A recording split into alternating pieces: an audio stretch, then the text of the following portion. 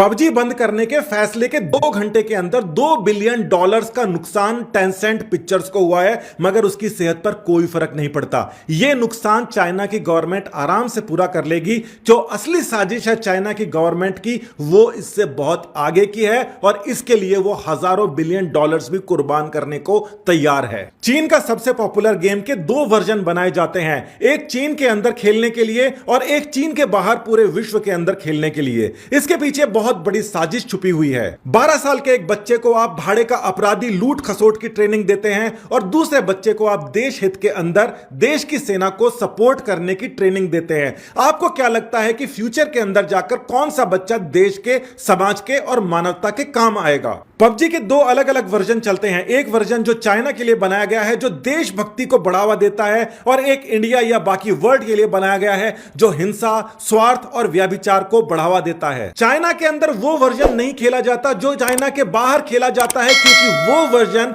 वहां के साइकोलॉजिस्ट ने प्रूव किया है कि यह समय की और दिमाग की बर्बादी करता है, हानि करता है और प्रोडक्टिविटी को लॉस करता है। आज के समय जो 12 से 18 साल के बच्चे हैं, उनको एक ऐसे रास्ते के ऊपर डाल दिया जाए जिस रास्ते के बाद में वो वापस ना आ पाए और फ्यूचर के अंदर जाकर उनके हर एक जो निर्णय है वो इससे प्रभावित हों। एक ही गेम के 2 वर्जन के अंदर आप देख सकते हैं हिंसा का बहुत इस्तेमाल किया जाता है जो चाइना के बाहर है, और जो चाइना के अंदर है वहां पर अगर कोई मरता भी है तो वो हाथ ऊपर उठाकर केवल यह बताता है कि आपको पॉइंट्स मिल गए हैं। यहां पर हिंसा को बढ़ावा नहीं दिया जा रहा और देशभक्ति बताया जा रहा है, जो चाइना की एयरफोर्स को सपोर्ट करने के लिए वहां के लोगों को ट्रेन किया जा रहा है।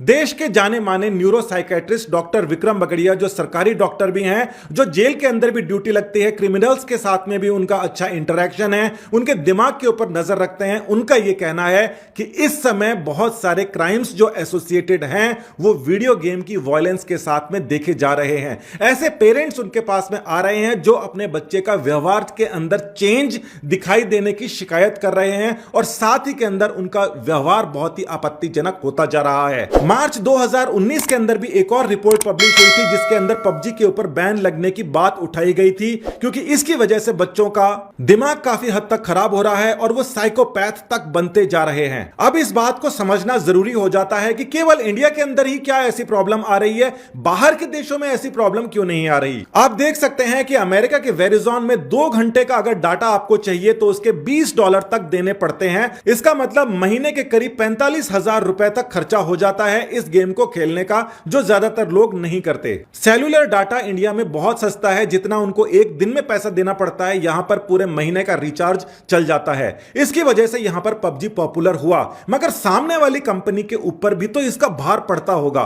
तो क्या उस कंपनी के ऊपर इतना भार नहीं पड़ता था जितना उसकी कमाई हो जाया करती थी? और अगर वो नुकसान में है तो वो कंपनी इतना पैसा खर्च क्यों कर रही है? अलग अलग टॉप कंपनियों के अंदर काम करने वाले 2 साइबर एक्सपर्ट्स आशीष मित्तल और मुकेश कुलहरी से बात की गई तो उन्होंने बहुत ही चौंकाने वाले खुलासे किए। जितना डाटा आप इस्तेमाल करते हैं अपने मोबाइल से, उतना ही कंपनी को सर्वर के ऊपर भी लगाना पड़ता है। हर 650 खिलाड़ियों के ऊपर एक नया सर्वर उनको लगाना पड़ता है। मोटे तौर के ऊपर एक खिलाड़ी के ऊपर दिन का ₹100 खर्च करना पड़ता है चाइना की कंपनी को, मगर यहां के 100 में से एक ही आदमी ऐसा होता है जो थोड़ा बहुत वहां पर खरीदारी करता है।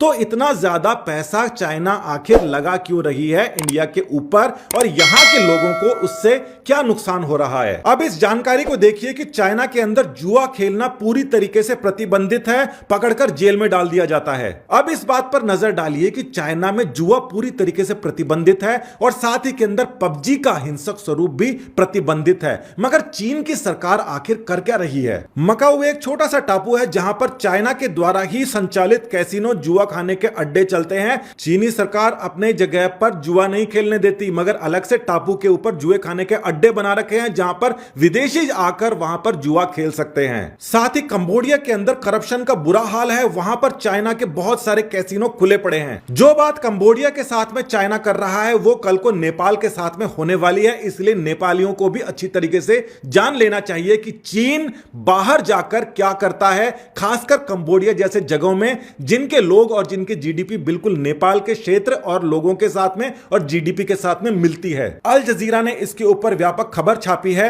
और साथ ही में कंबोडिया के बेहद चिंताजनक हालातों को सामने लाया है। उनके अनुसार वहां पर 90% तक बिजनेस के ऊपर चाइना का कब्जा हो चुका है और एक प्रकार से ये अमेरिका के लास वेगास की तरीके से एक जगह बनने वाली है, जहां पर जुए खाने के अड्डे होते हैं, वहां पर अलग अलग प्रकार के क्राइम होते हैं, ड्रग्स होते हैं, वहां की जो बहन बेटियां होती हैं उनके ऊपर गलत प्रभाव पड़ता है और ये सारा का सारा काम कंबोडिया के अंदर पड़ रहा है, जो कल नेपाल के अंदर भी पड़ेगा। कंबोडिया की कानून व्यवस्था के ऊपर कंबोडिया का कोई अधिकार नहीं रहा है। वो जितने भी चाइनीज लोगों को वहां पर गलत हरकत करते पकड़ते हैं, चाइना एक प्लेन के अंदर बिठाकर उनको अपने देश वापस ले आता है। हर प्रकार के गैर कानूनी काम वहां पर चाइना की गवर्नमेंट जानबूझ के करवा रही है और पैसा वहां से इकट्ठा करके अपने देश में लेकर आ रही है। अपने नागरिक जब भी पकड़े जाते हैं किसी की उगाही, किडनैपिंग, ड्रग्स, किसी भी तरीके से, तो उनको वापस ले आया जाता है और दूसरे कामों में लगा दिया जाता है। 2017 के बाद में कंबोडिया में ड्रग्स की बेहताशा वृद्धि हुई है, जब से चाइना कैसीनो वहां पर बने हैं। दूसरे की कंट्री के अंदर जाके कैसीनो खोलकर ड्रग्स का वहां पर व्यापार करना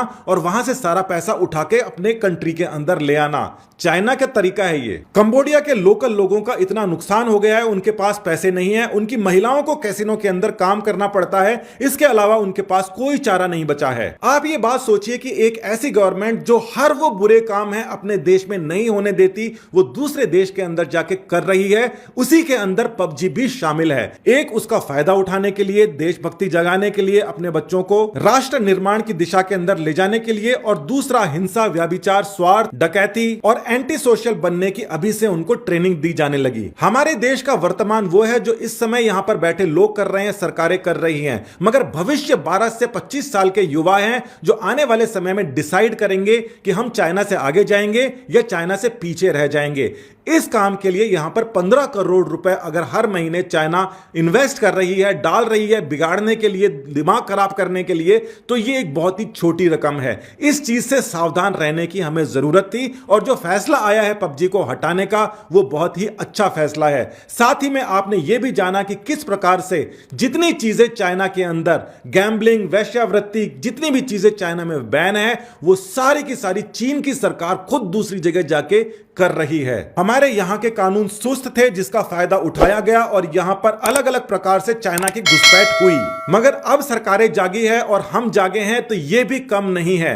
आने वाले समय में चाइना से आगे निकलना है, यह काम सरकारें अकेली नहीं कर सकती। 12 से 25 साल के जो बच्चे हैं वो देश का भविष्य हैं, उनको डिसाइड करना है कि हम देश से आगे निकलेंगे, चाइना से आगे निकलेंगे या हम पीछे रह जाएंगे। यह बहुत बड़ी रिस्पॉन्सिबिलिटी है जो आज के युवाओं के लिए बहुत जरूरी है इसको उठाना। बहुत बहुत धन्यवाद। जय हिंद।